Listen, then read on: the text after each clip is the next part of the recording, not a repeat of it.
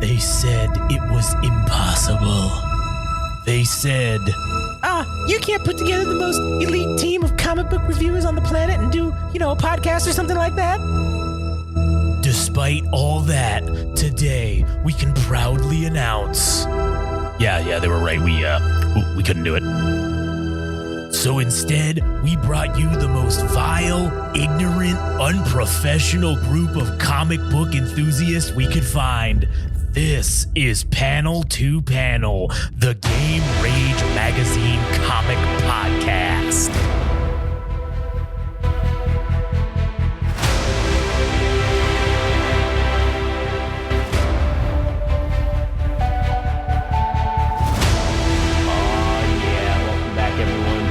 Episode of Panel to Panel. My name's Josh. I'm here today with good buddy Adam, who is currently indisposed, but he'll be here in just a couple seconds. But today we're going to be doing the Immortal Hulk number 15. But before we get into that, if you want to listen to more of our stuff, you can go to YouTube and you can go to Game Rage Magazine there.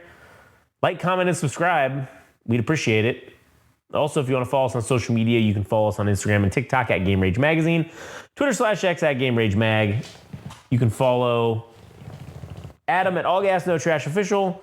You can follow good buddy Frank at Anime_Syndicate_podcast on Instagram. And all right. So let's get into the episode, or into the issue. We start off with our wonderful cover here, the Immortal Hulk 15.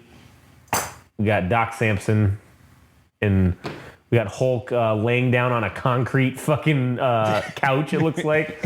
Like it's all cracked and shit. And Doc Samson is sitting there just like, he's taking notes. Like he's giving him a nice therapy session. And so we open up with the quote, "You will never live if you are looking for the meaning of life."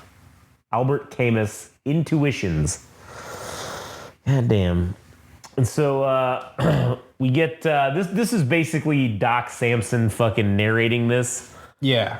And he basically says, "Dying was a simple, perfect moment. MODOK and the leader had split my personality into warring factions, bringing out my darkest impulses. Under their control, I'd betrayed, manipulated, even murdered my oldest friends. But when the end came, I played the hero one more time. Doc Samson sacrificed himself to save the world from evil." And then he's like, "Bruce, one last thing from your doc. I believe in you." And then he melts and fucking he's just his bones left. "Under the circumstances, I died the best death I could. I even got an epilogue, a dreamlike finale, or a dreamlike final adventure against the King of Chaos for the fate of the world. A triumphant farewell before the darkness. And in the darkness, I waited for what would come next. But when the door opened, it led me back to where I'd been. Suddenly, magically alive again, as if nothing had ever changed." And then, fuck, man, dude, what if you were the guy working at this graveyard and, like, this is just some dude that's, like, a graveyard attendant or whatever, and you just see this fucking shredded, fucking swolled up looking motherfucker just come out of a grave.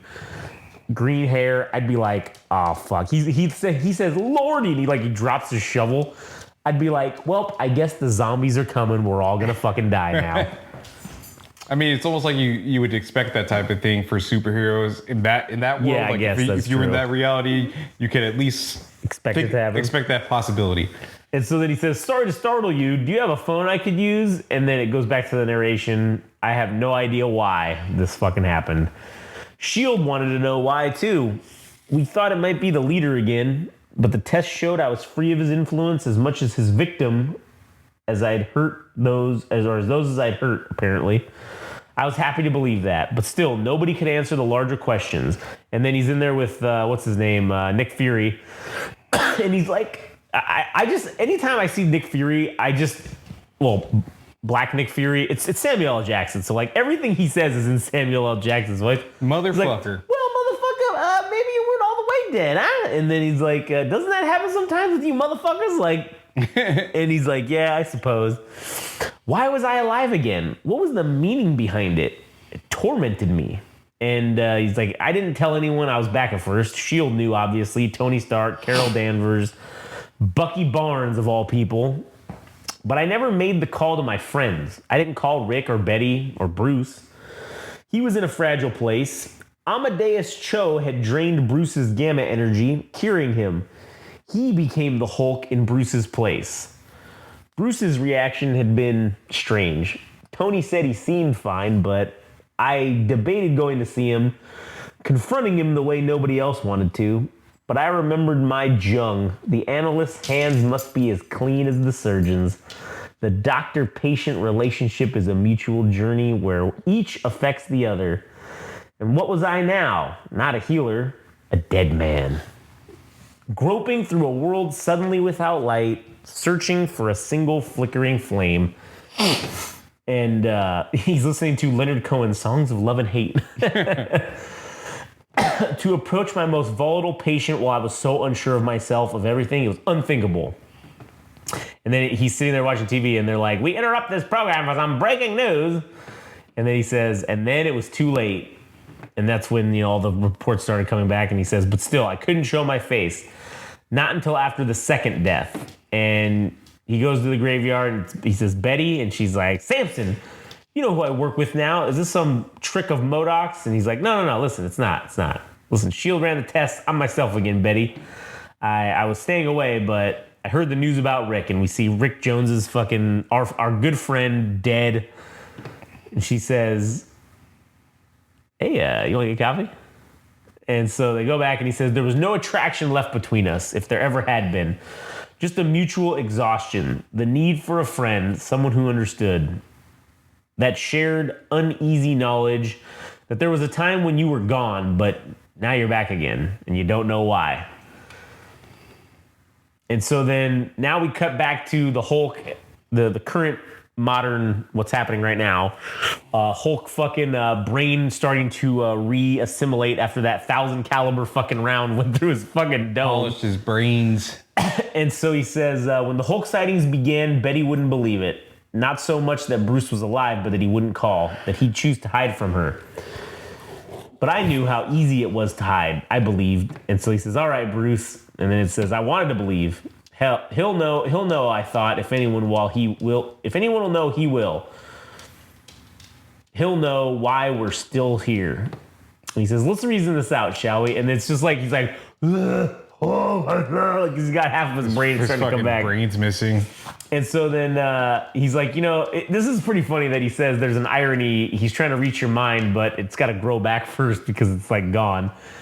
And he says, fucking Agent Burbank, he's running away. This is Agent Burbank calling Shadowbase. Get me the hell out of here now, please. And he's like, he basically saved his life. Yeah, he did. He didn't even thank him. Like, he just left. He just bitched out. And then he says, and then Hulk's like, I believe the word is smash, Hulk. And it's like you try to sound like when you're talking to a kid. Yeah. You're like, smash. Yeah. You try to like guide them. Right, yeah. And he's like, listen, you're the Hulk and you smash. Try to remember. Then maybe you'll remember I'm on your side. And then the Hulk grabs his arm and just fucking swings him over. Slams him. And he yells out, smash. Hulk, smash. Smash, green hair. He's like, Samson, Leonard Samson, you know me. I'm your therapist. And then he says, and you're acting out, Hulk. You're smarter than this. And then Hulk just like, Sam, son. And then you see the holes starting to get smaller in his fucking brain. He said, that's it. Remember who you are, where you are. It's Betty's place. Where's Betty, Hulk? Betty? The plastic man? He hurt Betty? And then Samson's like, what? He's like, Hulk has to go back in now. He says, Hulk, tell me what happened, or so help me. And then now he's like back to like Devil Hulk basically, and he's like, she got shot is what happened. Through the head, sniper fire from your cyborg, the one you stopped me from taking apart. Happy? And he's like, Betty's dead? And then they go into the thing and they see the blood, but her body's out there, and he's like, Betty's not dead? And he's like, well, she's not here. He's like, well, I guess she must have went that way while we were busy. I knew Banner, seeing her was a bad idea. And so Samson asks Hulk what his relationship with Banner is, and he's like, we don't talk, man. Not at least in words. And Hulk goes on to explain basically like all this got worse. Banner's life was crazy, and he's like, it got worse while you were gone. Nobody wanted to see it, but he was just broken, and he set up his own murder, and all that did was break him more. And then you see the Avengers fucking pummeling, the Hulk, beating the shit out of him. Yeah. He says there was a Hulk that came out to work for Hydra. You know that? Just a big ball of rage and nothing else. A wordless thing that didn't care who it hurt. That didn't see people at all. And then Samson's like, good God Almighty. And he's like, yeah, your worst nightmare, right? And he's like, oh, don't worry. I took care of this. That thing's in pieces. I locked it away where I used to be. As long as I'm around, he's never getting out. First thing I did when Banner let me loose, somebody had to take charge. And he's like, oh, is that you? And he's like, which Hulk are you? And he's like, he needed a dad or something like a dad who loved him. But he didn't know what love was. I can't be out in the day. I don't come out unless I have to, unless, somebody hurts him. Then I take it personal. And the Hulk's like, what is this anyway? A couch session? Are we doing fucking therapy right now? And he's like, I don't know, maybe, man. Let's talk about being let loose and locked away. Bruce mentioned a persona like that once. A Hulk he had to actively lock away in his mind. A devil Hulk. A demonic, satanic personality that he kept caged inside him. Bruce at his angriest, his most inhuman, his most merciless. My darling little boy. And it's like this devil Hulk. He looks like the fucking monster from the Black Lagoon or whatever. And he's just like, my darling little boy. Break my chains, little boy. Set me free and I will destroy it all. And all for you.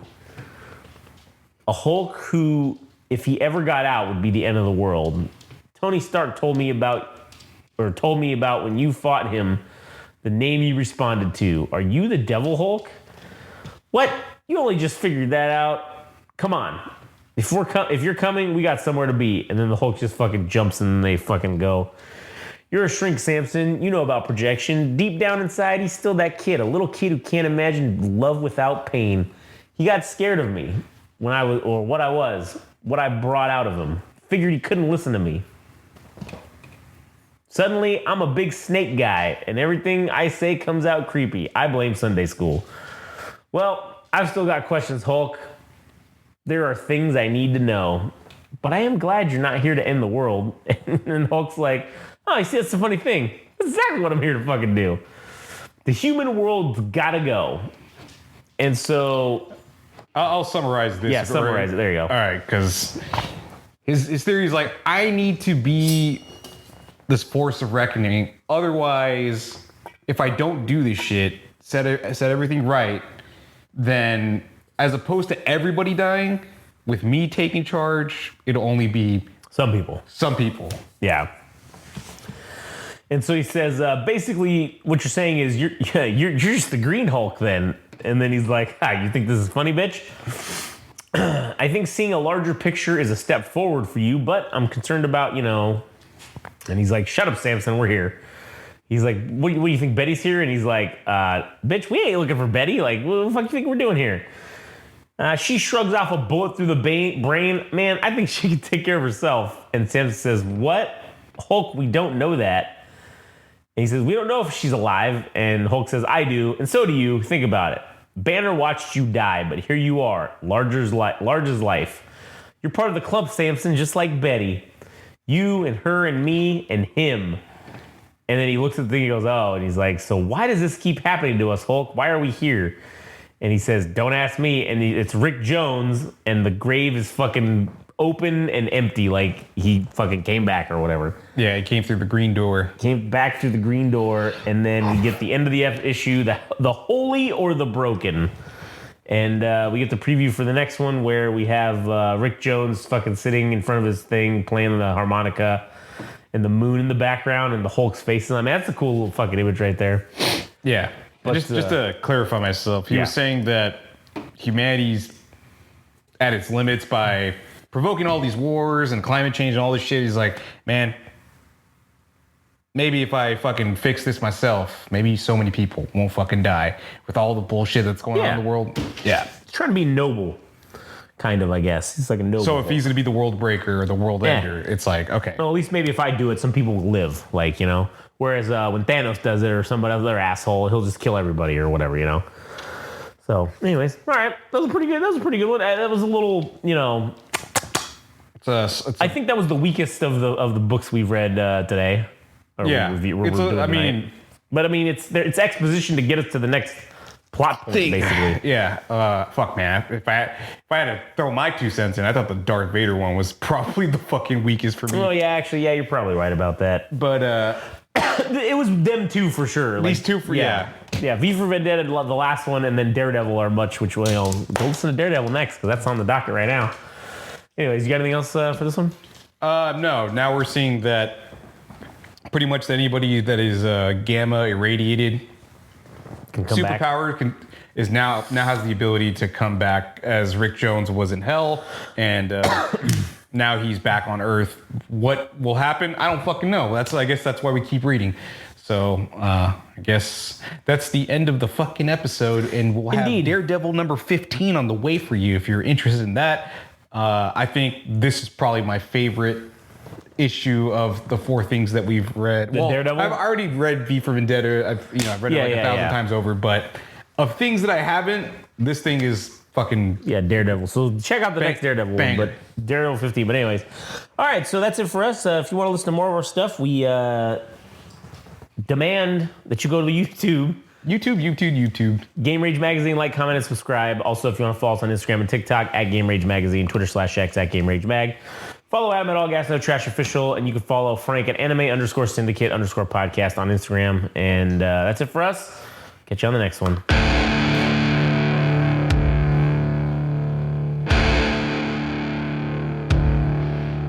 That was Panel to Panel, the Game Rage Magazine comic book podcast. Thanks for listening. If you want to know more and follow along, go to Instagram and TikTok. Follow at Game Rage Magazine. If you want to follow on Twitter/X, at Game Rage Mag. Tune in next time.